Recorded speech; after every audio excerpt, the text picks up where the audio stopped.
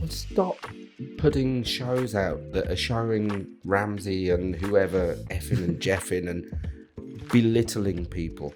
It's a sexy, sexy industry. It really is. It's a gorgeous industry. There are tons of chefs in Jersey, but they just do something else Yeah. now. So that's Absolutely. what it is. The likes of me, I'm probably a bit of a kind of seasonal Nazi. It's got to be seasonal. It really has got to be. What, like you say, what's the point in eating a tomato in January that it's just got no flavour whatsoever? And I came downstairs in the kitchen, and one of them had some chicken's feet, and clipping the nails on chicken's feet, and I'm like, what are you doing?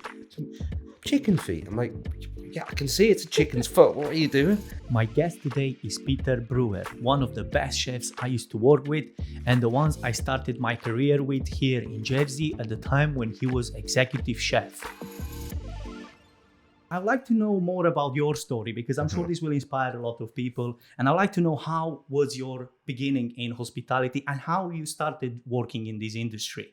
It was just, and it's something I kind of think of quite a bit, actually. It's something that it just happened. It kind of just happened. And in my mother's presence, I do tell people that I started cooking in self-defense because her cooking was awful. But now I love her food and I appreciate it when anybody cooks for me, But I kind of, when I was 14, which is 36 years ago, I got the opportunity to do work experience in a relatively local hotel. Local, I mean, it was an hour drive, and obviously at 14, I wasn't. That was driving, UK, so, I guess, right? Yeah, in the northeast of England, in Yorkshire. It's called the Golden Fleece Hotel in Thirsk in Yorkshire. It's a lovely, lovely place. It's really quite an affluent area. And I went there as a 14-year-old and was completely, I was £1.75 an hour, £1.50 an hour I was earning, but, then it was loads of money. I must admit, I was lured into the profession, not necessarily because of what happened or went on in the kitchen, but more so for what went on out of the kitchen. It was a really close-knit team, and I remember then I was 14, and there was some really glamorous, beautiful ladies working there, and they used to sneak me into the pub and buy me beers. And how old is he? And I was, oh, he's 18. Really? He looks about 12. And that was a real eye-opener. And I thought, I want some of this. And they actually probably treated me, not necessarily like an adult, but like one of them, So it was great. I used to love them. With it being kind of not that close to home, I would stay over there as well. So I started work experience there for, I think it was a few weeks. And then they kept me on. So I would do summer holidays and weekends and staying at the manager's house. And that's what made me want to do it, really. It was just a lovely environment, working hard. And I remember then, the food was lovely. It was really lovely. I remember the head chef there used to spend days doing buffets and aspic work and really creative stuff, as well as doing bar meals and ploughman's lunches and things like that. So, that was great. It made me kind of grow up a little bit. And then from that, it just, from college, catering college in Middlesbrough, went there for 2 years, which was all right. But back then, I always thought I knew more than the lecturers. I was actually working in a little restaurant called Chapters, which was in, where was that? Stokesley in North Yorkshire. And that was Egon Ronay, Good Food listed, and it was in a Good Food Guide and everything. And it was just me and the owner in the kitchen, a 27-seater restaurant that was fully booked all the time. We used to have a little tiny table that you could just about squeeze 2 people in if people begged to go there. And it was fantastic. And even, and that was kind of when I was 16 to 18. And the owner, Alan, he used to come in the morning, I'd let me in, and then he'd be out for the day. So I'd have the shopping list. I'd have to go and get the shopping.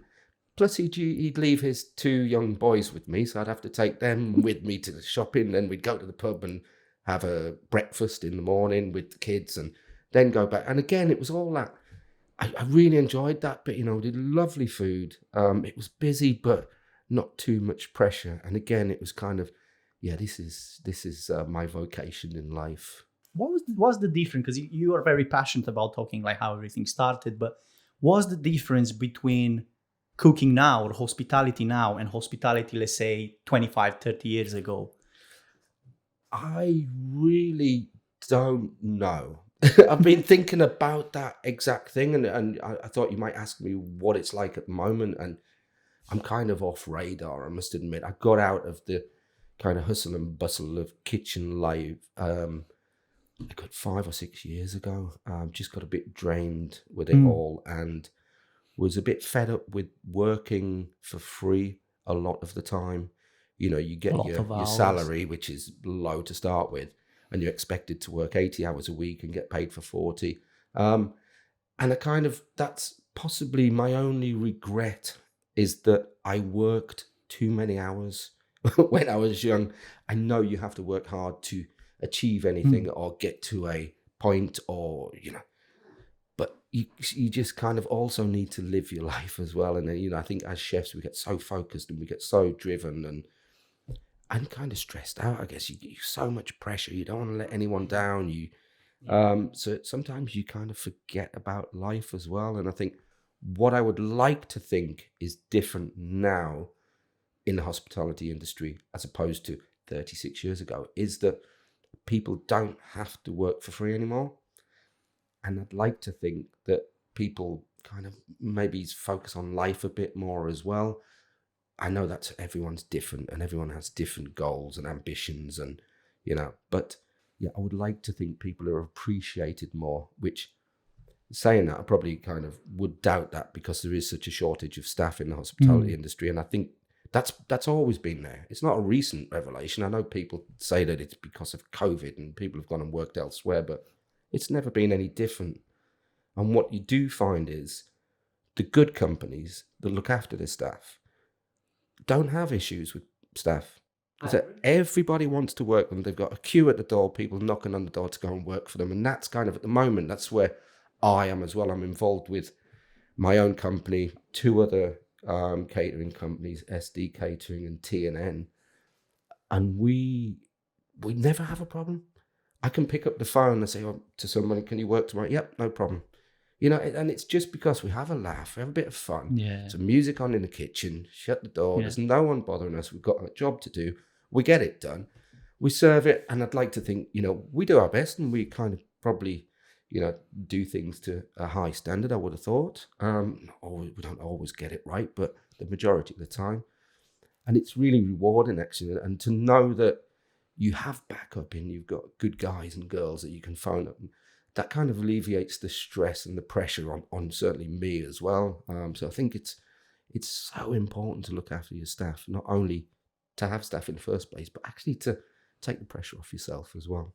I totally agree. Yeah, I mean, that was probably the reason why, well, the main reason actually, yeah, if I was to be honest, that I left the hospitality industry, because I absolutely love cooking. Yeah. And you probably noticed that I was really passionate. I know like you are, and I'm sure you can tell when people are, but it's just like getting time off, spending time with your family, how it's going to be in like 20, 30 years from now when you get older, because you need to kind of plan in advance. Absolutely. I can't see myself, you know, being, for example, like 60 before like retirement and working in the kitchen. Like even now it's hard. Like if let's say you were to do like a 12-hour shift, you know, your legs, you know, you feel it.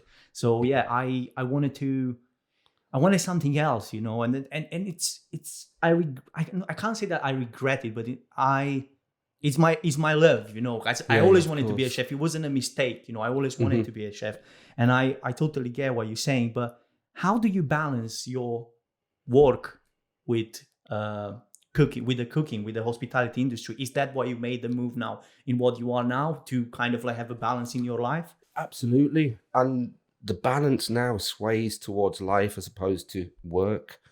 I much prefer fishing over working. But that being said, I can be a little bit choosy with the events I have on. I've got quite a strong, following is the wrong word, but a client base. And 9 out of 10 times I say it's not like work. It's like, because I mainly do dinner parties at people's houses and stuff. So And it's not like work, actually. It's like going around to friends' houses and cooking them dinner. My wife helps me as well, and we get on awesome. She's brilliant. And, you know, for the first time in my life, I kind of had a wife stroke partner that you could work with. Normally, you'd be wringing each other's Yeah. necks and getting on each other's nerves. But, you know, we work really well together. So I really enjoy it. And I've got that balance now. I'm super keen stroke obsessed in carp angling.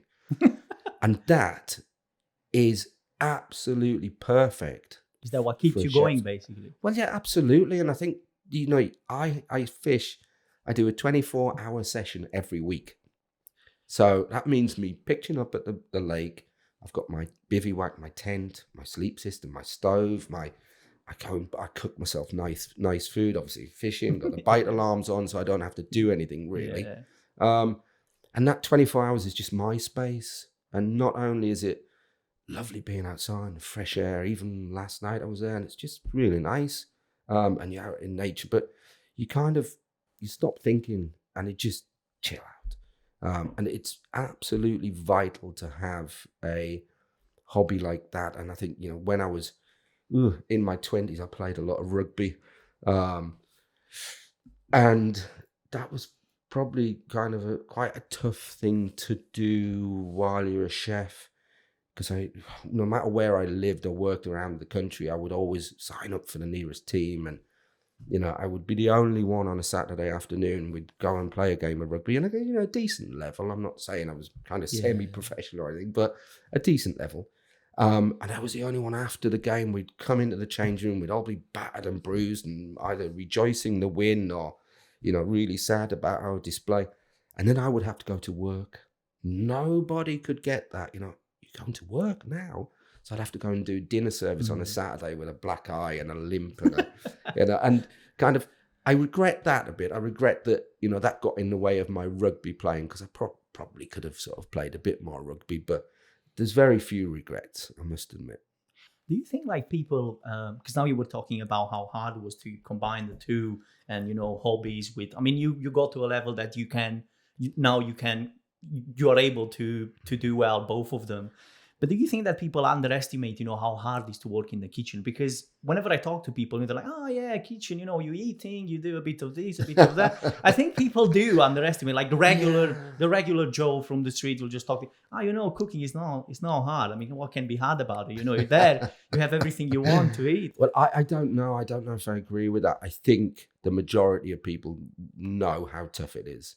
I think I certainly would say more people appreciate how tough it is. And I think, you know, another thing that's possibly damaging to the industry as well is it's really popular to show the industry in such a horrible, ugly, aggressive, stressful kind of manner. And, you know, you've got your I mean, like Ramsay. Hell's Kitchen. Yeah, Yeah, and I it's just totally agree. awful. I It's totally awful. agree. And then this recent thing with one of my favorite actors, British or from anywhere, Stephen Graham, was in Boiling Point.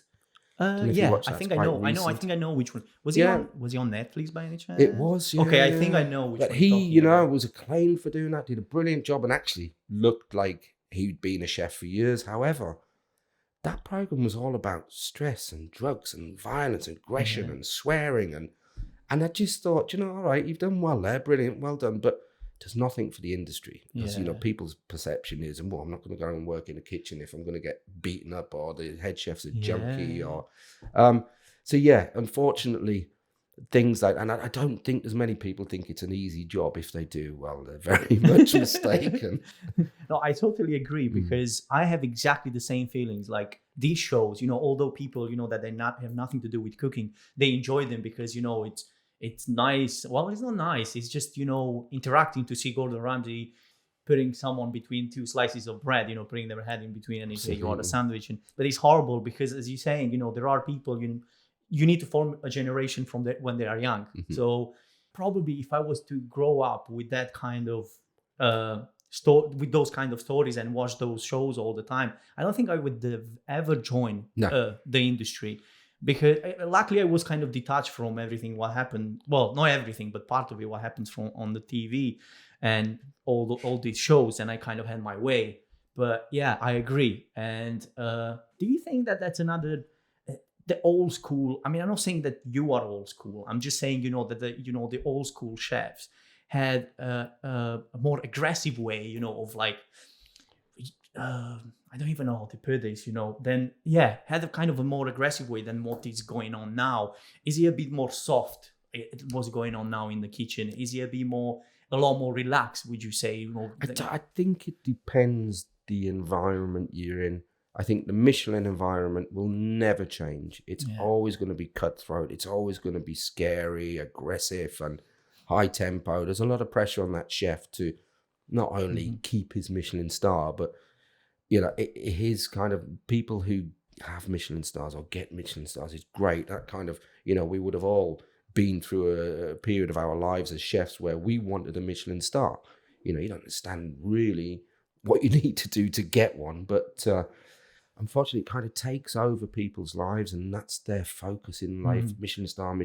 Now, I've seen a lot of proof of people, chefs from the continent who've had 2 Michelin stars and they've killed themselves, or they've, Andrew Farley died far too young. And you think of a level of chef that probably worked too hard because they were at a level and that was all they knew, but actually they forgot to take care of themselves. And, you spend a lot of time in the kitchen, your stomach is in knots because you're so worried about getting things ready. You want everything to be ready on time. You want to do the best, and you don't want to be, searching for this during service when the pressure's on. So you knot yourself up inside, and the last thing you do in those periods of your life is look after yourself. You stop focusing on your own health, your own well-being.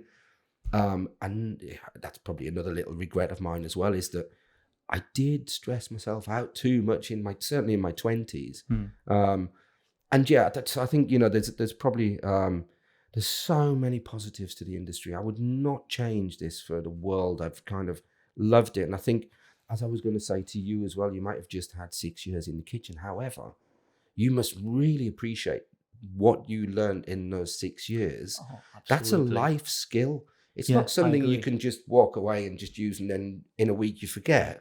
You've got that life skill that you can prepare food not only for yourself so you eat well, but for your wife, your family, your friends. You can put smiles on people's faces, and that is priceless. No, I totally agree. Yeah, I mean, that's why I have quite a few friends, coming for. That's the only reason, because you cook for them. But it's a joy. Yeah, I totally do it for. Yeah, I like cooking, and and even when I was working in the kitchen, I was kind of, I wouldn't say different. I mean, I'm not special or anything. But even when I was working as a professional chef on my day off, like most chefs, you would get takeaway or so on. But I would enjoy doing my cooking at home, because what people probably don't understand sometimes is cooking at home. You're cooking on your own way. You do it. You don't need to follow a recipe. When you're in the restaurant, you need to be a bit more precise. You need to be, obviously, if let's say you are a customer that you come in today, you expecting the same thing to be exactly the same tomorrow. Yeah. So you need to follow some sort of recipes. Here at home, I just do however I feel. So it's very relaxing. Yeah, I would say. I'm with you on that. I'm kind of, one of the pressures that I haven't appreciated in the past is having to do something to someone else's specification, whether it's right or wrong. And I noticed that as well when I was at Highlands College. I was lecturing for about 8 years, a part-time lecturer. And I disagreed with a lot of the things I did from the kind of curriculum, the books that you were giving these kids. It was so kind of, why are you telling me? An example is, I know that you can put metal in a microwave. Oh yeah, absolutely. As long as it hasn't got sharp edges, like an aluminium takeaway, you couldn't put that in because it, sparks and stuff. But if you got a flat bit of metal and it goes in a microwave, but I was really told off for doing that. But I said, but actually, you can. Yeah, but that's not what the curriculum says. But so you can't tell people that. Well, yeah, that's wrong. Yeah. I mean, at the same time, I guess, you want to prepare people for what's about to happen when they hit the professional kitchen, because they'll see stuff like that happen and they'll be like, oh, you know what? Actually, Pete actually told me that that's fine. And I think, whatever, it comes from the school is not always, and we all know this, it's not the same as you have it in practice. So take that with a grain of salt as well. Yeah, absolutely. And I think, it's like a lot of things in life, it's very much, there's a lot of box ticking exercises and not a lot of common sense in life anymore. You go to an institution like a college or a school, you have to do what's written in that book so the teacher can tick the boxes. And it's a bit unfortunate because, you want this industry, you want to portray it as being quite cool. Yeah. You want to be a bit of a joker, but you want to be serious. You want to get their respect, but also you need to respect them as well. One thing I loved about teaching is how you have to kind of change to every person is different. So you got one person who's just a workhorse, prep, and another person who's not great, certainly doesn't have any natural abilities, but really good kid and deserves a back, to kind of evolve these people into, whether they take the industry or prolong the industry, or they, a lot of the time, they finished college and then they went and worked as postman or in co-op, unfortunately. But there's real satisfaction in, as I say, if you could teach somebody to poach an egg and they've never been able to poach an egg properly before, that is, a life skill that it might seem really sort of mundane and small, but I think it's quite rewarding as well. I agree, and cooking is, as you mentioned, is one of those skills, that I think you'll be really stupid to regret that you got into it, because it's not something that it's most likely you'll need it. That's what I mean. Whether you will get rich and you'll get other people, it's good having an understanding, I think. Even if, let's say, you get to the point, I'll never have to cook again because I can get someone like Pete, I'm rich, I can get someone like Pete, which will be, no problem, I'll take your money. That's absolutely fine. And then getting into this, private cooking, how did you get into it? I mean, I know you're a great chef and that obviously helped you a lot getting into it, but other than that, was there anything else? I can't remember, to be honest with you. I think I'd done a couple of little things, and then it was actually a chap called Tony Sargent who has Jersey Kitchen, a private catering company, contacted me one day and said, I've got this person who wants a dinner party. I can't do it. Would you like to do it? And actually, so he kind of gave me my first opportunity. So I went in, and it was kind of an affluent family from the 11K kind of brigade on the island. And then for the next couple of years, they started using me as that. There's a kind of a circle of 11K friends on the island, and they were kind of using me almost as their personal chef. So it was more of a word to mouth, I guess. Once you've done one, then absolutely. You move to the next so you go to do the next event at someone else's house, but it's the same people, and then you kind of get. And really, do you know what? And my mum would come and help me. My wife would come and help me. I've seen pictures, and I'm really impressed that you get your family to my kids. Yeah, I know. Absolutely. How do you get them? How do you keep them interesting? Because that's yeah, they love because I pay them well, but they love it as well. And it is more for them. It's kind of financially driven, and but clients like that as well.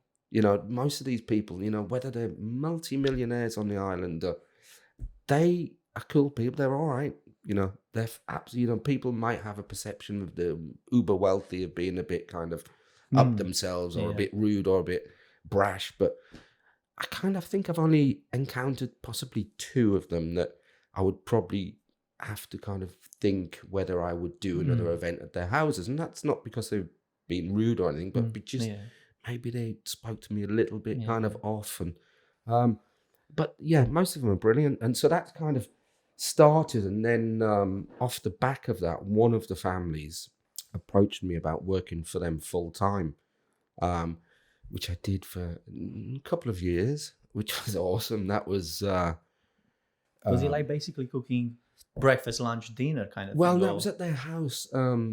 It was more just dinner during the week because the kids were at school. So there was like 4 kids, mum and dad. Kids ranged from ages, I think, sort of 11 to 21. All of the family, bar none, have a bad relationship with food. So I was having to do for dinner maybe 5 or 6 options for the kids. So they'd come back to school from school and say, "Hi Pete, what's for dinner?" I said, "Right, you've got cottage pie, chicken, curry, blah blah blah." Oh, I don't really fancy any of that. And I enjoyed it because they had properties in Marbella, property in Cheshire. So they would kind of fly me with them. I was gonna ask, yeah, did you get the chance yet to like, Yeah. we're gonna go in Spain and cook there something? Yeah, no, I went to Marbella a few times with them, and they had they had a 4-bedroom property in quite a kind of small complex in Marbella, but really quite, exclusive, right on the beach. There wasn't enough room for me to stay there, so I had to stay in a 4-star hotel next door. Wow, what a shame. Which was awful. They were generally too hungover in the morning to have breakfast, so I didn't have to worry about that. That's easy. So I'd do the shop in the morning, quite often using the Ferrari. Wow. Shopping in a Ferrari. And ironically enough, the one shop that they used to like, they're real kind of from the northwest of England and real lovely people and real down to earth. They like to get stuff from Iceland. There is an Iceland in Marbella.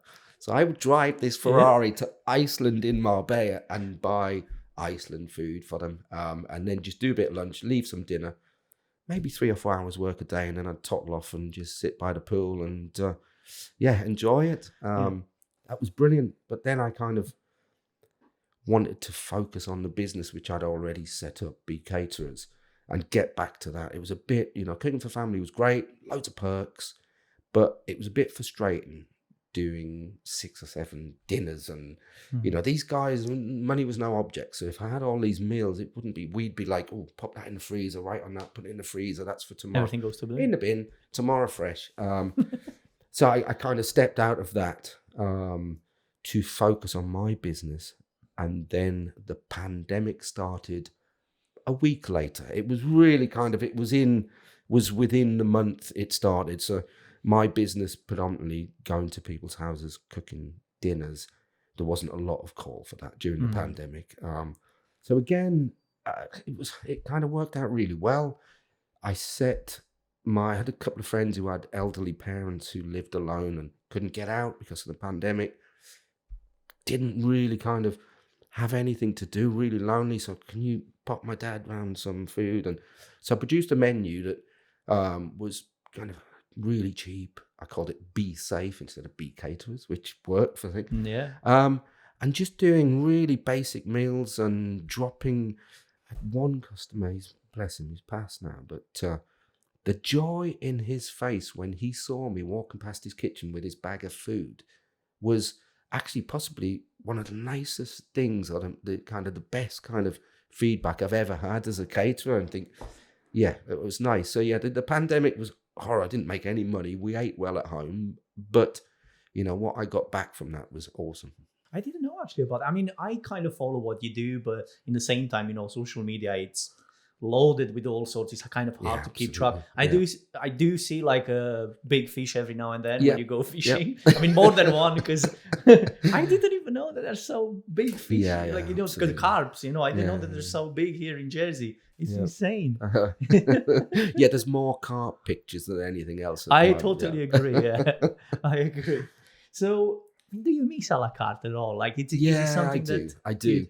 I was kind of reaching out last week. There's a new restaurant in St Albans there that's got really really good name already. And I went along to see the chef there last week and said, listen, I've got quite a few months. If you need a hand, just give us a shout, And so I was supposed to be going on Wednesday to help him out, or tomorrow, which I was really looking forward to actually. But yesterday just had an absolute avalanche of business requests and more work. So unfortunately, I'm not going to be able to do that now. And like I said to him, I could probably do it tomorrow, but I wouldn't be able to do it in the future because I've got too much on. So, I don't want to let you down. I do miss it. I really do. And actually, it probably takes me to be back in that environment to go, oh, do you know what? I like this. I really like the buzz. As long as it's calm and organized. I think, if you go into a kitchen that's disorganized, it's real kind of pandemonium and people are effing and jeffing and throwing things around and stuff. That's not fun. But to go into a calm kitchen where the it obviously starts at the top, and it's being well led and well driven, and it's a buzz. It's a buzz like nothing else, actually. Yeah, I mean, that's what I think people appreciate, because I work with you. I mean, you being the executive chef at the time, you were kind of like bouncing around places, and Portland being one of the biggest one on the island, and it was doing really well at the time. I don't really know how it's now, but it was definitely one of those places that it was a lot of work. Like everything was pretty much done from scratch. I don't know how it's now, but I don't even want to judge or anything like that. But you were well known for coming in the kitchen, music on, we're doing our job, we have a beer after, we have a laugh. So it was good. Yeah, I really enjoyed that time working with you, and I think you were organizing everything very well. So Thank you. It definitely comes from the top, as you're saying. But yeah, I'm not sure if you see that much today. And what would you do, if, let's say, what would you do to make this industry a bit more appealing to the young generation? Is there something that you have in mind? Well, stop putting shows out that are showing Ramsay and whoever effing and jeffing and belittling people. It's a sexy, sexy industry. It really is. It's gorgeous industry. Let's emphasize that rather than there's always going to be pressure points and stressful points, and because that's the nature of the beast. But embrace that, and let's kind of get these kind of younger generation in. Let's not have them working 60, 80 hours a week. Let's get them working 40 hours a week. If they want to work anymore, they've got that option, unless you've got, nobody else. And then there's times where you expect your good staff to kind of jump in and sort of they've got your back. But I think just to make it a bit more glamorous, and I think it started getting there, and I want to say in kind of the late 90s, when I was in London, it was really quite glamorous then. I was working for a chef called Mark Gregory. He was from New Zealand. He was a Kiwi chef, really focused individual. He ran marathons and, real fitness freak. He was on Ready Steady Cook, which anybody from the 80s would remember Ready Steady Cook, and he'd done really well for himself. And actually being in London then was really hot. It was really sexy. It was really cool. We worked our backsides off, but I never lived in London because I always had to get out of London. So, you'd work a 16-hour day, then you're on the tube and the train, you get home, and I just needed that separation. Whereas a lot of the guys, were in London, they get home and they'd be on that or that. Or But, I remember then there was kind of a few kind of individuals that were known to be tough. No one more so than Pierre Kaufman, who was the head chef. He owned Le Tonclair. I worked there for a while on Great Hospital Road, which is now Restaurant Gordon Ramsay. I worked there. He had 3 Michelin stars, and he was a tough cookie. But you kind of let him be a tough cookie because he had 3 Michelin stars and he was big. Yeah. So there was a bit of that, but quite a lot. But it wasn't on the television. It wasn't, on videos. It wasn't on Netflix. And, chefs being portrayed as being pretty kind of uncontrollable individuals, which I'm sorry, but in a good catering establishment, whether it's a restaurant or a pub or a hotel, you can't have people like that in your kitchen. You especially not a head chef. They wouldn't last 5 minutes. It comes from the top. Yeah, right. Absolutely. So I think just need to kind of emphasize that you don't have to work 60 hours a week in the kitchen.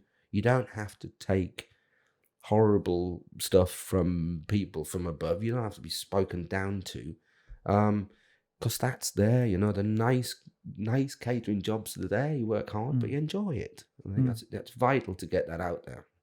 You don't really get rich from this job. It's just more of it's more passion than money. Yeah, so absolutely. If you don't enjoy it, then obviously there are so many good chefs, because when people, I don't know chef, there are tons of chefs in Jersey, but they just do something else now. So that's what it is. Going back to your past, because you've done quite a lot of fine dining, that you work at the highest level.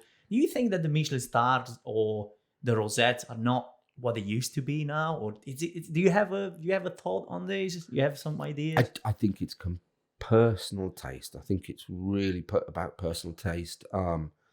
I don't want to go to a Michelin star restaurant and spend £100 a head, not only because money's tight, because as you say, we're never going to be wealthy as chefs, you know. I'm not financially driven. I'm driven by making people happy and paying the bills and spending time with my family and fishing. And it's not for me, the Michelin star environment. I must admit, if I had disposable income, I'd be in there every day. But I know that I could go home, go to the supermarket, go home and cook something not equally as enjoyable, without the whistles and the bells and the phones and things. There's definitely a place for that. And I think sometimes, and I've noticed this with a lot of my clients as well, is that some of them are so superficial that they want the whistles and bells, they want the phones, the gels, the crests, the flowers. Without that, to them, it's kind of not a dining experience. And actually, you know, surely the emphasis is in flavour and definitely presentation as well. It's got to look tasty and yummy. But, you know, to me, good food it doesn't matter if it's a cottage pie, a shepherd's pie, or a good curry. It's kind of, that's what it's about, the flavour. And there's only probably one restaurant that I frequently eat at in Jersey, and that's just down the road there, Bollywood Bites. I was going to ask you, what's your favorite place to eat? Absolutely.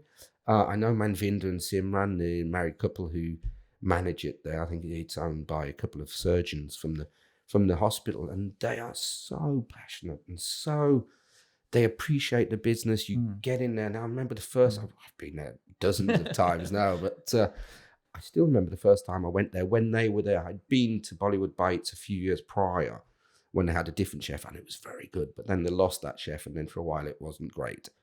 So I was quite excited to know that they were in there, and I'd actually had a chef friend of mine contact me and say, "Oh, have you tried Bollywood Bites?" And I thought, "Oh, for you to pick it up, it must be good." So I went and walked in, and Manvinder greeted us. I didn't know him then, but the chef came out of the kitchen and asked how we liked our curries, and do we like it hot, and do we like this, that, it the happens other. to me as well. It's true. It comes pretty much with every customer.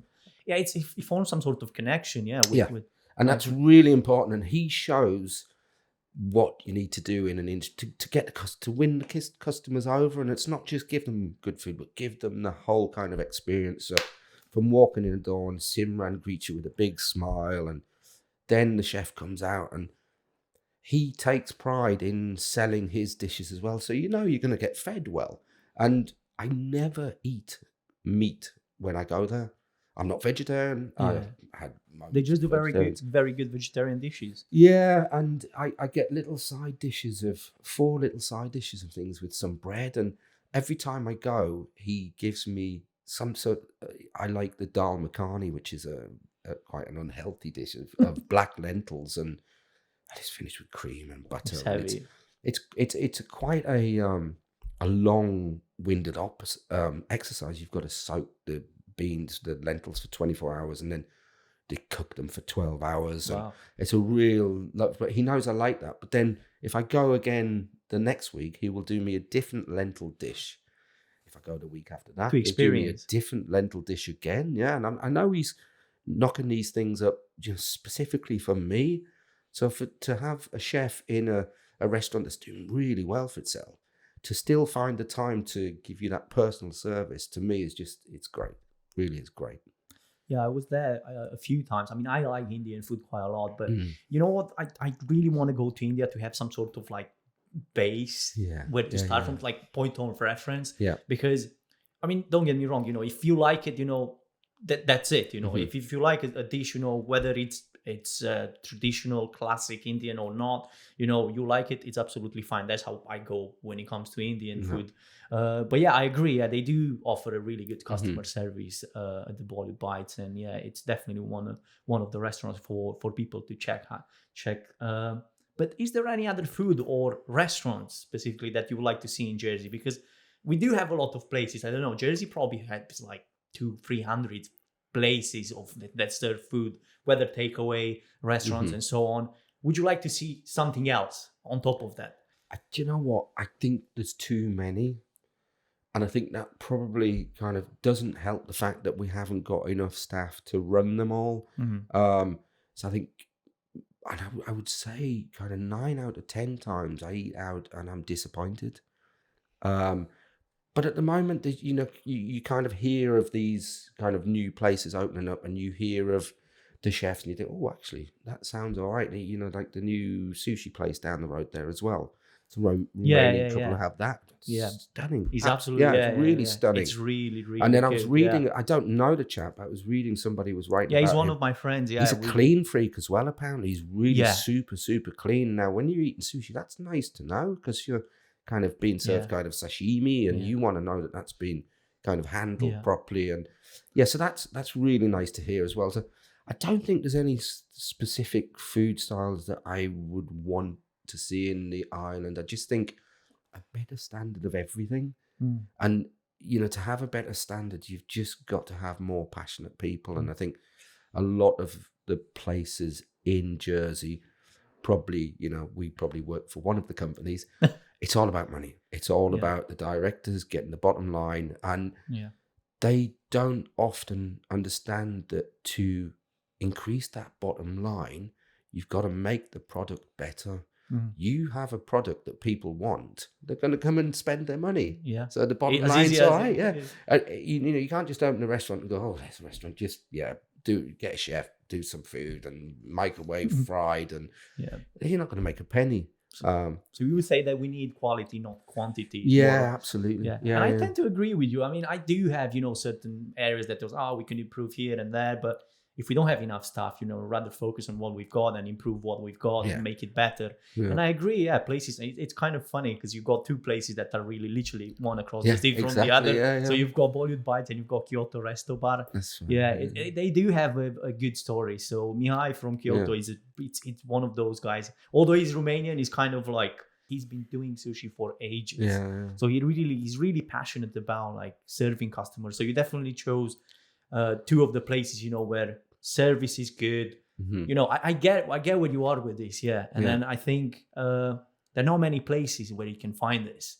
Would you say that now even more than in the past? Like in the past, was it easier for to find places like this where people are passionate in Jersey, for example, to go? So you have here one place, you have there, pretty much everywhere you go, you seem to be, it really seemed to be, and I think partly because people are struggling now. Restaurants and businesses are struggling now.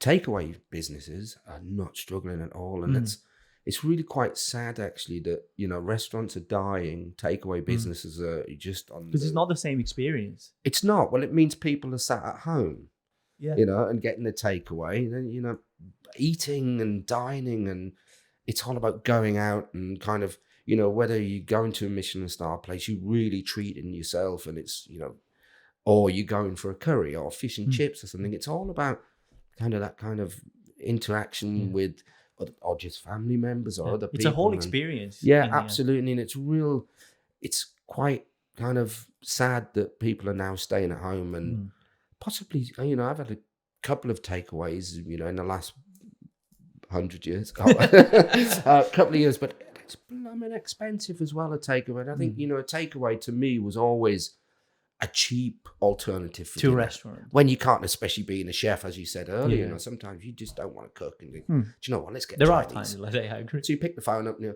I did that the other week, and that's kind of ordered from myself and my wife, and I'm just kind of not looking at the price. Oh, I like that. It's like £55. Sorry, it's a takeaway.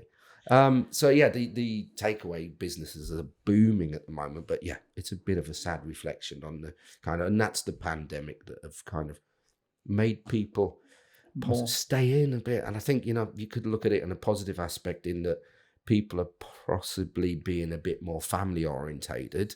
The pandemic's put this kind of whole kind of family life into perspective and, spend time with your family, but also people need to get out. We need to get out and support these local businesses, or there'll be nothing except takeaways, and we'll all... And the way I see it, there are certain dishes, that you simply cannot deliver takeaway. Like, for example, I'm not saying that you can't, but if you get a fish and chips takeaway, by the time it gets to you, it's all soggy. Absolutely. It's no matter who cooks it. And that's just an example. I'm sure there are many others. And you never really get to see the beauty, what was meant to be in the plate, for example. Because when you put in a takeaway box, it pretty much all look the same. Yeah. Like whether it's this takeaway or the other takeaway. Yeah, yeah. So yeah, it's a shame because you kind of forget that beauty, you know, of what, Yeah, what cooking is absolutely. Yeah, about. absolutely. And yeah, I think fish and chips is a great, example in that.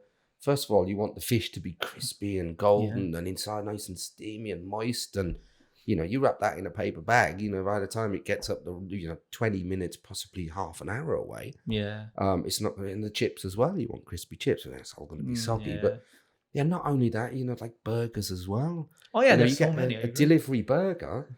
Lovely burger, but then it's wrapped up and the steam is making it all soggy, and I'd rather go and either do it myself or eat in the place. Is there like a certain food that you like cooking when you are, whether with your family on your own when you go fishing, and is there food that you hate cooking? I mean, probably hate is a strong word, but if it gets to that point, then yeah, if it's something you hate cooking, or what's that you like cooking? Do you know what?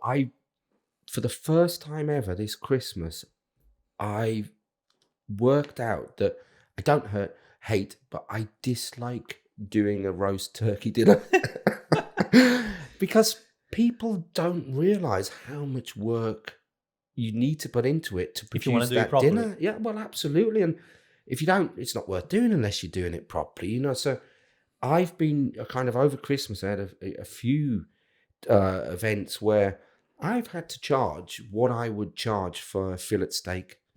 And people are questioning that for a roast turkey. I said, well, listen, first of all, and I think I counted them up, and there was so many elements to the turkey dinner, but people forget that every price of every product in this island is, gone up considerably, not just a little bit, Totally. but so you've got the turkey itself has doubled in price. You've got the sausages for the pigs in blankets, the bacon for the pigs in blankets, the chestnuts, the Brussels sprouts, the potatoes, the carrots, everything's gone up in price. And actually, to put I was really happy with how it came out this year for the first time ever, actually. And it started with a really nice turkey, and kind of I think to cook a turkey on the bone, a bit of meat is always better cooked on the bone. However, the problem with turkey is that with it cooked on the crown or the leg on the bone, the leg's fine because it's got a bit of fat going through it, but certainly the crown, when that crown is cooked, when the middle of that crown is cooked, the outside's overcooked. So that's why you get dry turkey. Yeah. Now, that bit of bone, it's not going to keep it moist. So I kind of take it off the bone, open it out, batten it out a bit. I made a really nice chestnut and apricot stuffing, ballantined it, put the skin back around it, and then actually tied it so it was really nice. And it was probably that fat, and just roasted it like that. So then when you slice it, you give kind of a medallion of it. And it's got a really nice, I put a lot of bacon and pork fat in the stuffing.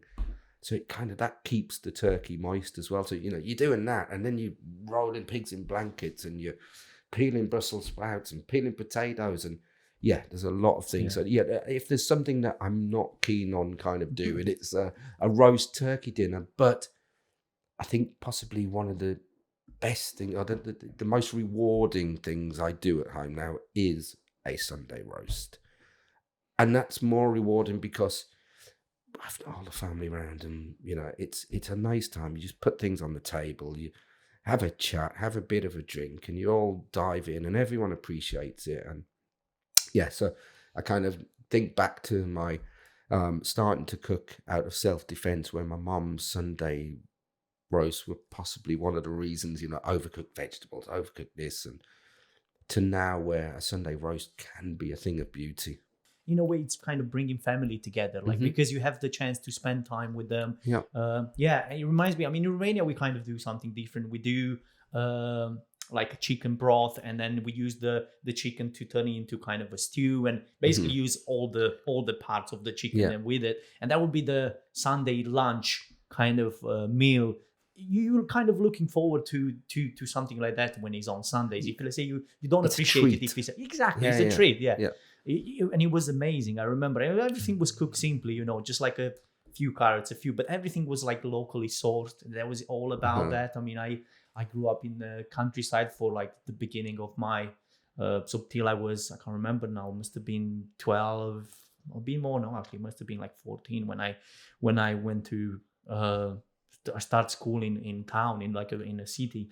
And yeah, till then, you know, and even at that point, you know, everything was seasonal. So you wouldn't eat tomatoes in winter, you wouldn't eat carrots in winter. If you have them preserved, then you eat. If you don't have them, then you don't. Yeah. So it was more of a like that, and I think it's the way to go. But and slowly, seems like people slowly are kind of turning back to that. Yeah. They appreciate more something that's seasonal, because the other ingredients, they don't really have much taste. Mm-hmm.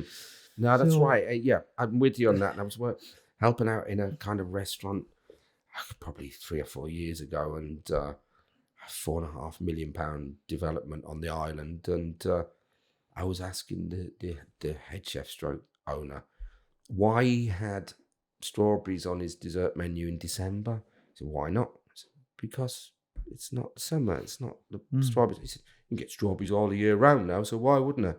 And that kind of is wrong to me. It really is wrong. There was a lot of things he had on that menu which were out of season, and just for kind of the likes of me, I'm probably a bit of a kind of seasonal Nazi. It's got to be seasonal. It really has got to be. What, like you say, what's the point in eating a tomato in January that it's just got no flavour whatsoever? Yeah, I think it is. You know, Romania as well. I've got a Romanian friend, Chris, he's shown me something about when you kind of kill a pig. Yeah, that's crazy and enough. Burn it and all outside, but all the kids and everything. It looks wild, just but it's kind of a tradition, which is and the end product. I was watching it. I'm just everything gets like nothing gets wasted. That's right. That's how I kind of grew up. It's not something that, you know, because most people kind of learn that if they do cooking school, let's say. If they say they get to a point, you know, that their head chef or executive chef to kind of teach them. But I grew up with that, like nothing gets wasted. Pretty much everything can be used. So for me, it's not really a surprise when I go into let's say a Michelin star place and they use pig's trotters, or they use, I don't know, pig's chicks, or they use all these kind of like the ears, pig's ears exactly, as well. Pig's ears, yeah, or anything, you know. For it's not really a surprise because I kind of grew up with it, but it's nice to see, you know, that with skill, you know, simple ingredients like that, they can become, you know, some exquisite like dishes. But that's kind of, you know, I remember when I was first in Chapters in Stokesley, the owner's head chef used to say to me, there's only two good kinds of food, and that's kind of high-end, you know, restaurant food, and you know, right at the bottom of the scale, you kind of, you know, you think of Italian food, you think the real staples like your polentas and your, you know, that's proper food, and you kind of, what you've just been saying there, you're used to, unfortunately in the UK, and it's possibly the fault of the 80s, 70s and 80s, where it was all about microwave meals and Finder's crispy pancakes and really overproduced stuff. So not only were we given produced food, but we weren't taught about, you know, using the whole animal. And we certainly, it wasn't in our kind of, you know, it wasn't in our armory that we were grown up knowing that you can eat pig's ears. And if I spoke to half my family and did some pig's ears, you know, you braise them, cut them really finely, and you can deep fry them. Fry them and crispy. So if I gave them to a lot of my family, they'd be like, "Oh, these are lovely. What are these? It's pig's ears." That's it. They kind of never speak to me again. Yeah, I mean, funny you say that, because I remember it must have been like 2 years or 3 years ago. We were at this. It was here actually in Jersey. It must have been New Year's or Christmas. So I was visiting my brother-in-law, and there were a few. Was it maybe Jersey or British, or I don't know. They were at the party, and there was tripe. I'm not sure if you're aware, but in Romania, tripe soup. Like it's really popular, so it's amazing. Honestly, it tastes really good, and you find it pretty much everywhere if you go in restaurants, especially if you go for like Romanian cuisine. I remember I'm not sure if it was my brother-in-law or was his girlfriend, but they were telling to this couple, because they didn't know exactly the name tripe, so they were saying it's Or it's explaining belly. what it was. It's belly. It's like they were saying, Intestines. yeah, And, they were, yeah, but they were bits like, oh, it's inside. they were saying that it's belly. It's like beef, kind of like beef belly, because it's made it's from the cow, so it's like beef belly. So they kind of interesting. I mean, pork belly, beef belly, or whatever, you know. And then they were eating, and then we got into this conversation that was kind of explaining them. I mean, how, because most people, you know, they're put off when it comes to these ingredients. And I was like, do you know like what this is? Are you aware? Like, how do you like it? Because you know, I was interested, you know, to see like most people are like, oh, I don't like this right away. They're like, oh, this is beef belly or something like that. It tastes quite good. I was like, you know, it's like tripe. And they stopped eating like right away. They were like, okay, thank you. And then they had a few drinks, although even at that level, you know, they were like, you know, oh, thank you, it was okay. But, you know, like... But isn't that sad? It really is sad. You know, you think back, I kind of, when I worked in, a good few years ago, I worked in Heathrow in a hotel. I kind of had a room in a house of Portuguese ladies. And I remember coming downstairs and they're always cooking. And I came downstairs in the kitchen and one of them had some chicken's feet and clipping the nails on chicken's feet. And I'm like, what are you doing? Chicken feet. I'm like, yeah, I can see it's a chicken's foot. What are you doing?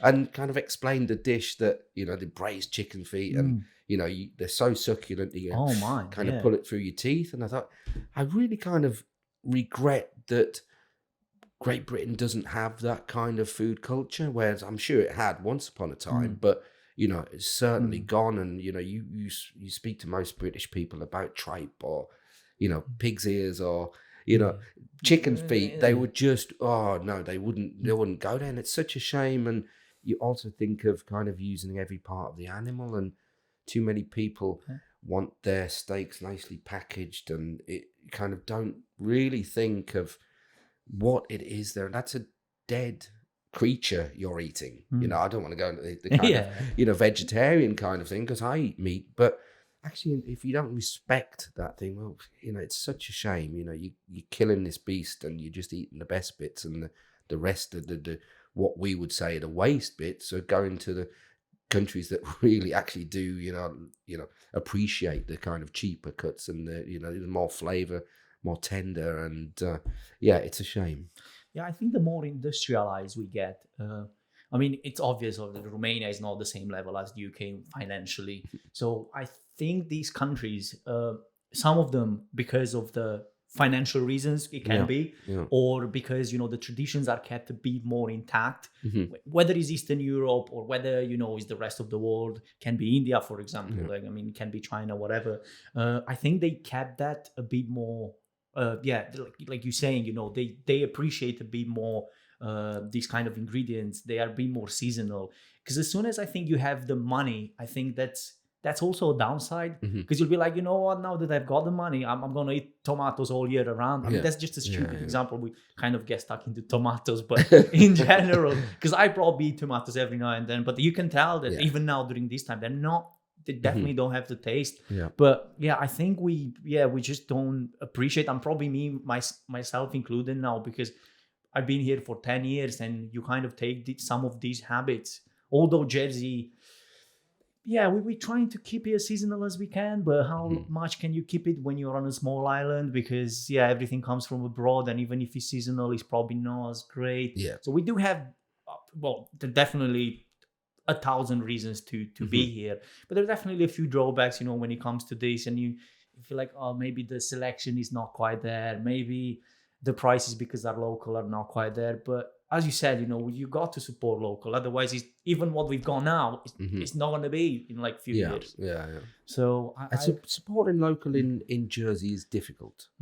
I think, you know, from a restaurant perspective it's not, but, you know, especially when you're shopping, supporting local is really difficult. It's the local suppliers charge a lot of money, so you can buy something from Waitrose at a fraction of the cost that you can buy something that's been grown on the island and supplied by a local supplier, which breaks my heart sometimes. But, you know, I think, I say Waitrose, I do probably 90% of my shopping from Waitrose. I think their fruit and vegetables are fantastic. I think they're as seasonal as you can get in any sort of supermarket chain or anything. And you can still buy a tomato, but also you can buy a pointed cabbage at certain times of the year. They have a huge variety. Yeah, absolutely. And I think, it's kind of local in a way, in that there is a company in Jersey that are bringing Waitrose to the island, although they're not local. You can buy Jersey rolled potatoes cheaper in England, a lot cheaper in England than you can in Jersey, and they're being grown here. Yeah, it's crazy. Yeah, I agree. And then with these chains, what I find, because I was talking to someone in food chains or whatever shops. I was talking to someone in the UK, and they were like, "Oh, you shopping from M&S, from Waitrose? I mean, these are really expensive." I'm like, in Jersey, like pretty much everything is at the same level. You just need to find the right ingredients. You probably pay it is slightly more expensive, but the quality, it kind of makes it worth it. Yeah. So I agree. I mean, it all depends, obviously, what you need. If, let's say, you need something, I don't even know what example. I mean, tin something, probably most likely if you're going to get it from Iceland, or depending on the situation. It's not always the case, but there are certain things that it doesn't really matter. I mean, we talk about like the young generation and how this generation hopefully will take over from you. I mean, probably from me, not that much, because I'm not now in the industry. But do you think do they need school for this? Do they need to because it's always this theory of, if you want to be a good chef, you probably don't need to get into school, or you need, because there's like two different sides. Get into school, do a college, do this, do that, or go straight into a kitchen because you're going to learn more. What's your take on that? Yeah, it's difficult. I loved college. I had to pay for my final exams because I had less than I think it was a 72% attendance, because I was working a lot of the time in a really nice little restaurant.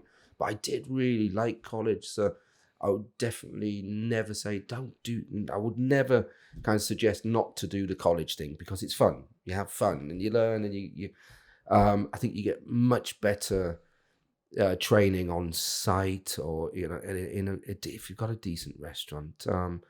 It's difficult actually, because I think it's. And what advice would I give? I think follow your heart.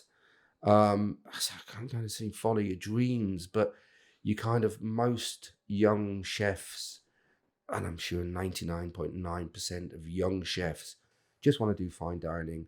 They aspire for Michelin stars. And you get to a certain time where you realize that that's not going to happen. That's when that's with maturity and age, I guess. But I would always say follow your dreams, but don't get too bogged down in it. Don't forget to live your life as well. And I think it's one thing being a real obsessive workaholic who wants to just work, and we all wanted to work harder than the next guy. We wanted to prove we were the hardest working, but actually don't forget about life as well. And I think without that kind of appreciation of life, you just focus on work, you get burnt out. And you hear too often of chefs passing at far too young an age. Look at Gary Rhodes, the likes of Gary Rhodes, which possibly one of my favorite chefs ever. A great British chef, great on the telly, fitness freak, used to run, and he died at a really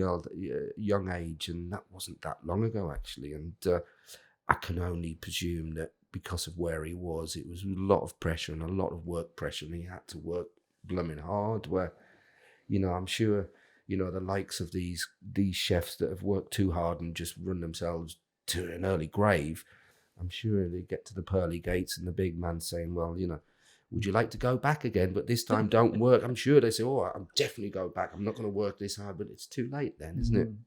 Would you say that that's your biggest regret? Like not calibrating all this, like when you were younger? Because I feel like you got to a point now where you are like, everything is in the right place. Yeah. I've got my fishing, I've got my family, I've got my catering, my catering part business, which I do probably most likely over the weekends, or do a bit of prep here, the weekends, and so on. You kind of balance a lot better now. Do you feel like? Yeah, well, because I think you kind of, with age, you kind of, your mind's, you're more realistic about things. And, I know that I'm never going to be wealthy. So I'm driving a £600 battered Nissan Micra.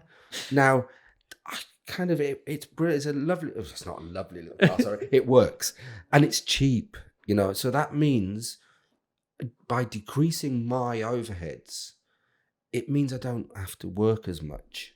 Makes so much sense. So then I can do the things I like to do, and I kind of I think that's what it's about, and just kind of try and kind of work out what life is about, and it's not all about working or driving a flash car, because you've got a flash car, you've got a monthly outgoing that is gonna take some working to pay off. And if anyone sees me in my little £600 granny car, I don't care. I really don't care. You're it gets me from way A to past B. that. Yeah, That absolutely, kind of absolutely. like So period when you. I kind of there's still things that I aspire to, or I want to do. I want to be in France. But I think I'm at a point in my life where, well, it helps that I've found my goodness, met my wife nearly 4 years ago now, and we are just, we get on really well, and that is a big thing as well. I think, you as a chef, you work hard all the time. I had my first wife, Janet, was, great, and we were together for 14 years, and in that time, I bet we moved 30 times. Wow. Around England, Portugal, and all over. Was the it with place. your work or? Yeah. And she Must be just so tagged hard. along. Wow. So credit to her. But actually, there was kind of, I'm just more settled now, and I think things are just falling into place nicely. And I think that takes just step back, reevaluate what it's all about, and and just, I think the main thing is to try and get those kind of monthly overheads down, so you don't have to work so much to kind of cover them. As long as you've got a little bit there as well for a rainy day, that's what it's about. I mean, it's one of those, the more there are people, the more they make, the more they spend. Or you get people, that even if they make less, they know how to kind of like organize themselves in a way that they can have, let's say, I don't know, going on holiday somewhere every now and then, or something that you enjoy doing, maybe buying a fishing rod. I'm sure you spend a lot on that. Too much. Yeah, I mean, it's definitely one of those hobbies, that once you get into it, it can be expensive. But would you say that this is kind of around what advice you would give to your younger self? Is this something else? Because this was kind of it, you would say that, make a bit more time for yourself. Try to be a bit more with your family. Let's say you are attached to your family. 100%. And there's kind of one of my biggest regrets is the rugby thing. When I was 16, I was playing for Cleveland, North Yorkshire, Durham, and rugby was, I could have went on here. Friends who were playing at the time with me, they went on to play for sort of northeast of England and had England trials, and I could never do that because I was too busy, which I really regret. And I kind of started playing again when I came. Well, I've always been playing bits, but when I came to Jersey, it was one thing that I made myself to do. I signed up for Banks, a team in Jersey, and I was kind of, then I was the head chef at the Royal Yacht, and I used to get so frustrated with some of the guys there because we employed some really good guys and had a really nice atmosphere, but all they would do was finish work at night, straight down in the bar, and the next day wake up with a hangover, straight to work, work all day, then down in the bar. Their days off were just spent in bed because they were so hungover. I just, come on, you need to get out. And why do you need a car in Jersey? It's too small. Well, you need a car to get out and about. It's and I started playing rugby. I had my sort of rugby fraternity and friends and work. So you kind of need that balance. Otherwise, you just what's the point? Where was the best place, like in your career? I mean, you have a huge career.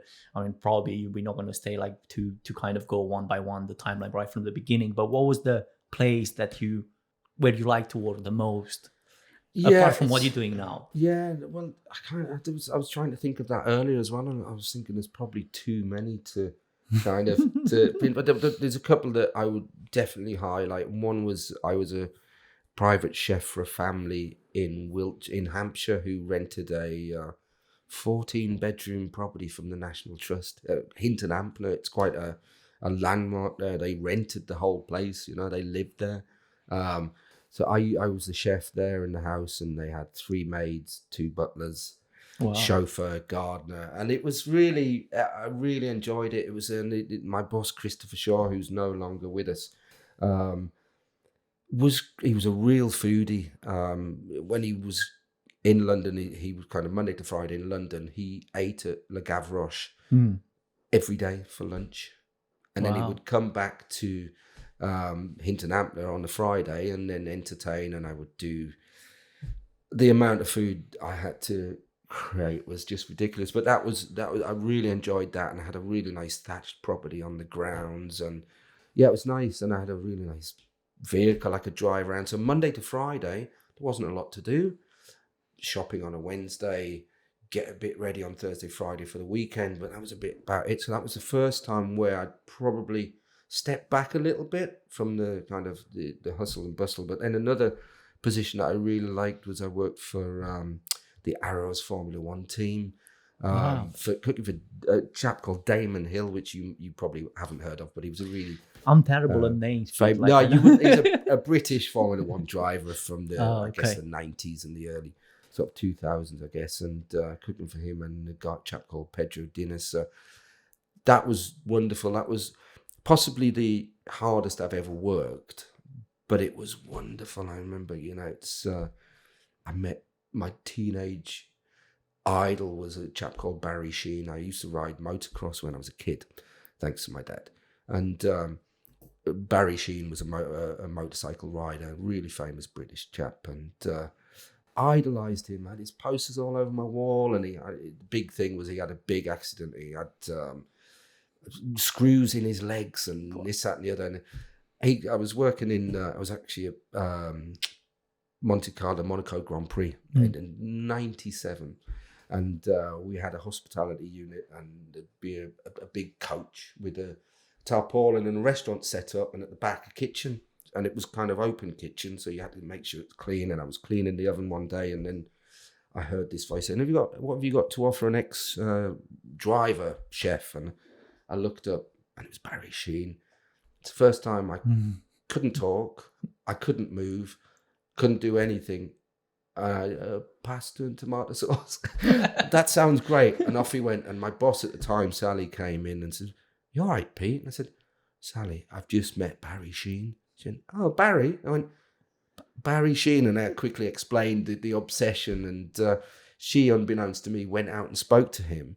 And he came in the kitchen, and we had a chat for about half an hour. It was amazing. It was just, you know, so you talk about this catering, the whole kind of hospitality industry. Things like this, I'm sure, wouldn't happen if you worked in an office 9 till 5, you know, your whole life. You wouldn't get to go to Monaco. You wouldn't meet your teenage idols. I met Murray Walker as well, who was another great chap. So, yeah, that was a really nice time. It was hard work. And, you know, I only did a couple of races for them because I was running a restaurant at the same time as well. But it was great. I mean, in a way, you know, cooking is such an...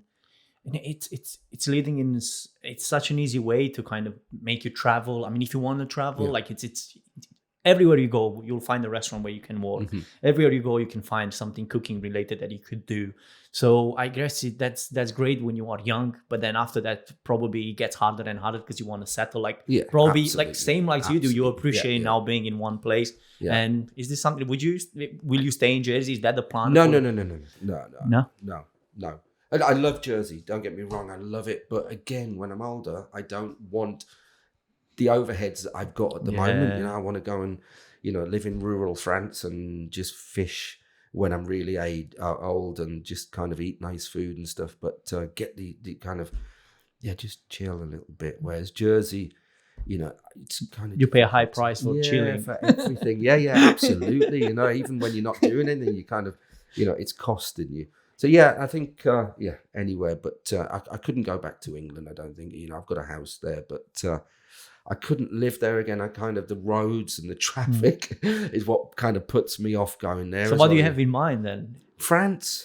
Yeah, France. I mean, you are into your French cooking. Probably that might be that's right. I think it's just the way of life there. It's so chilled and it's so lovely. And it's, you know, we went, Miranda and I went for a week's well, it's a bit of a long story, so I'll try. But I always said for my 50th, I wanted to go fishing. And my 50th last March, we couldn't go. I booked a lovely place in France, a 2-acre lake with some big carp in and a 3-bedroom property. Really nice, exclusive use, and wasn't a lot of money. It was nice, Couldn't go there last minute because then the kids needed to be vaccinated, and they couldn't because my daughter had. So cut a long story short, we went to England and had an awful time. Well, not an awful time. It was a wonderful time. However, it was one of those occasions where if something could go wrong, it would. So from the step everything went wrong, we all came back with COVID. And wow. So I got in touch with the place in France and said, listen, can I kind of reschedule this for the end of the year? Thinking I probably won't be able to do it, but, I've lost my deposit. Anyway, my wife suggested shortly after, oh, you've rebooked that thing, the trip to France at the end of the year, haven't you? I said, yeah. She went, well, we never had a honeymoon last year. Why don't we use that as our honeymoon? I'm Boom. like, do you know what? She gives me reasons, why I married her all the time. So we went but for her, it was perfect as well. So we're in rural France, in the middle of nowhere. For 1 week, all we did, the fishing was terrible, the weather was terrible, but it was one of the best weeks holidays I've ever had. Just shopping, immersing yourself in the French culture, eating too much bread, too many dairy products, too much fatty pork, but it was stunning. Yeah. And you know what? We both came back refreshed and just like, yeah, that's where we want to be. Oh, nice. I mean, it's good that you're both on the same page. I feel like if I was to be, I think both myself and my wife, we could probably agree on one place eventually, but I don't think we've got something like that. It was probably one place, actually. It was Montenegro. When we went to Montenegro, I was like, I really like this place. It's beautiful. It's amazing. But yeah, would you say like French cuisine is what you like the most, like among like the whole? I just think that it's the produce in France is worlds apart from in the UK or Jersey. And kind of to give you an example, I bought a ready-made quiche, a store-bought quiche, just to have it in the fridge, a snack. And just you taste it, and it was a couple of euros for. I got a couple. It was a Stilton, and sorry, not Stilton, but it was some sort of blue cheese. Blue cheese, really, and something else. And do you know what? I kind of eaten them. Thought, it's seasoned to perfection. You don't have to. They put a lot of effort even in stuff absolutely. like that. And the sausages, the saucisson, they're all seasoned really well. Whereas you get something ready-made here or store-bought here, it's bland and. You have to add seasoning to it. And I just think the produce is just amazing in France. It really is. Yeah, that's a good reason to move to France. And they have good wine as well. I mean, I agree with that, If you have like wine, cheese, bread, sausages, so that's it. 4 or 5 reasons already. That's all you need. What more do you need? Especially towards like retirement. It was like, I don't have too many years to live anyway. So I'm like, just get rather make the most of it. Yeah, absolutely. Yeah. Is there like, I know your influence obviously in your career, like with this classic French cooking, if correct me if I'm wrong, but as far as I know, that's probably what you kind of like done the most, or you have some sort of guideline when it comes to that. Is there a chef that you would say, okay, this is the person, that I like the most when it comes to cooking, or this is the best chef for me? Is there such a thing? I don't know. Again, this is something that I was kind of thinking about a lot earlier, and I don't think I could say that I have a favorite or the best chef. I think inspirationally, there's only one person, that's Marco Pierre White, who I remember even when I was kind of a short time. You met him like a while back, right? Yeah. In Jersey, he was going to go into partnership with us or something. So met him and it was a bit kind of weird, but lovely as well. But you can see he's kind of spent many hours in the kitchen. But yeah, he was his first book, White Heat, really inspired me. I think I was possibly 17 when I read that, and that was just like, and that was sexy, it really was. You look at White Heat, you look at the photography, not just the food, but the way that book was put together. It's lovely. And, he was kind of But yeah, probably one of the angriest, most aggressive chefs you could work with. But behind closed doors, you know, it wasn't like Ramsay making a living out of being horrible to people. Yeah. And, you know, someone like Marco, as in kind of Pierre Kaufmann as well, is these guys, they can be ourselves. They've got the medals. Okay, you can treat me like that because I'm going to take it from you. But and I still say to this day, Pierre Kaufmann is the only man I've ever been scared of. And just, yeah. But such a kind of level of respect for the guy that you kind of, in his presence, you kind of, you can't be yourself. Because he's got like tons of like Michelin stars. Or he's got like, he's basically trained Michelin stars. Well, yeah, you know, Ramsay. Yeah, he was Marco. Tom Aikens, you know, all of these guys, they've got, you know, it was a school basically, just from what he was doing. They've all worked for him. They've all worked for him. Yeah, absolutely. I agree. Yeah, as you said, you know, it's different being tough, you know, in the kitchen and being tough on TV. Because like Marco, when you see Marco I remember seeing him. Well, he promoted all those like. He was doing all these adverts for, I can't remember. Was it? No, yeah, it was. It was kind of ridiculous. It was a bit. I mean, he definitely done it just for money. But hey ho, he's made his money from it. But it was kind of funny the way he tried to kind of like, oh, all you need is this. I'm like, sure, when you were in your 3 stars Michelin, you were like reducing the heck out of, you know, a pot of stock and to get to that point. Not rubbing a chicken breast with a which is a stock cube, which is predominantly salt. Yeah, pretty much. And also like SMGs, SMGs, and MSGs. I always get that wrong. Do you have some funny stories from when you were working in the kitchen? I mean, I remember a few, but I'm really bad on remembering stuff. But there's been a few. But I you know, and I always think it kind of does again. It's been nice today actually because I'm fishing. Which my kind of fishing is laying down on my sort of sleep system. Just thinking about these things and thinking about things that have happened, it was really nice actually. And you know, there was 2 stories that cropped up, and one was in about when was that? About 98, I would have thought. I was running a chap. Chris, he was from a wine background and he'd done really well for himself. He was really well off. A really lovely guy as well. I bought a pub in Wiltshire. Was it Wiltshire or Hampshire? It was between Hungerford and roundabout Hungerford area, and it was called the Windmill.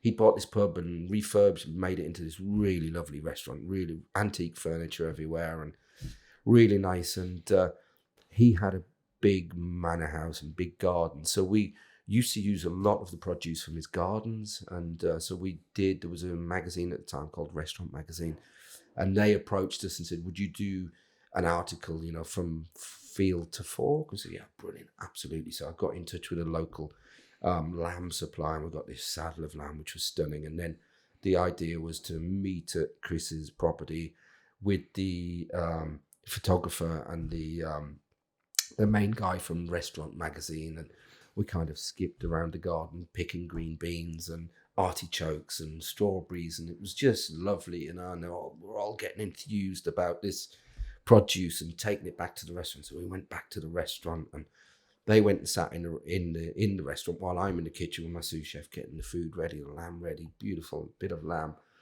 So just as I'm serving, we had to did a bit of a sort of tasting of lamb. So there was some bits of kidney and rack of lamb, this, that, and the other. And then putting the vegetables, and I said to my sous chef, Mark, where's them green beans? He went, oh, the green beans. I said, yeah, the green beans that we picked this morning. I've just prepped them. He said, I've just sent them to that table 4. I'm like, oh no, that was for these guys. I said, have we got any green beans? He said, well, yeah, we've got the Kenyan green beans. I went, well, just give me some of them. So we made this dish and Kenyan green beans and sent the dish out. And the write-up was, you know, really lovely, wonderful, really nice pictures. But they said that they must say that the difference between kind of food being sort of picked and cooked straight away is, you know, remarkable, especially the green beans. which I thought was just sums it up, doesn't it? Some It people, really does. don't know what they're eating sometimes. Well, I think it's that, and there's possibly not that much difference. I mean, in the end, if you have a good cooking technique, which I'm sure, there's no problem with, you would have made it in a way that it's almost impossible to tell. Absolutely. Only if, let's say, there's those are kind of thinner, and maybe the other ones are probably kind of thicker, maybe, or I don't know, just by the look. But it's hard to tell. I agree. Yeah, I agree. I mean. Those are stories, that I kind of remember as well, stuff like that. And I remember the times when we were at the Portlet, and if you remember Manuel, how could I forget Manuel? He's probably still there. I'm not sure, actually. And then we were Portlet was like a machine. I mean, you remember how it was at the time, doing hundreds. And doing I remember once we ran out of mashed potatoes, and Manuel was making mashed potatoes, basically getting the whole potato in the microwave to cook it and transform it into a mashed potato, literally per order. It was funny. Same with steaks, deep fried and microwave. Those are stories which more or less eventually you get away with this kind of stuff if you know what you're doing. But so what's Peter Brewer's plan, when it comes to this industry? What do you want to do next? What's the plan for the coming years? I don't really look into, I know that, this year is going to be all right. It's kind of my kind of business, and my kind of what I'm up to is pretty consistent, actually. I've kind of reached out lately. I'm going to help out in a couple of places in the next sort of coming weeks, just to earn a few extra quid. And but I've got I know how it's going to go this year. This time, January, February, March is usually really quiet, although, I've got a couple of events next week, and I've got something tomorrow. So it's looking all right. I know the summer's going to be really busy. And I know that I'm probably going to get away sort of in the sort of autumn sometime. But apart from that, that's really, I don't have any kind of ambitions to do anything within the kind of industry, because everything's all right, just keep it going. And it's important to be kind of work really closely with a chap, Nathan, who has SD Catering and T&N Catering, and we get on really well. There's a kind of mutual respect. There's a trust. Is James still there? No, he's not. No, he's not. No, he's at the Boundary now. I mean, I know he opens his own place. Yeah. Have you ever thought about opening your own place, by the way? Yeah, I think years ago, but a lot of people say to me now, you need to get yourself a restaurant. I'm like, no, I don't. You know how much hassle it is. Because it's not not something that depends on you necessarily. You need people, you need to work with people. And the amount of effort you put into your business, you're never going to find someone to equal to the same. Yeah. So it's frustrating, I guess. We were top chatting, Nathan and I, we've got opportunities to do a pop-up restaurant, which actually, that turns me on. I think, we've got location, we've got a venue.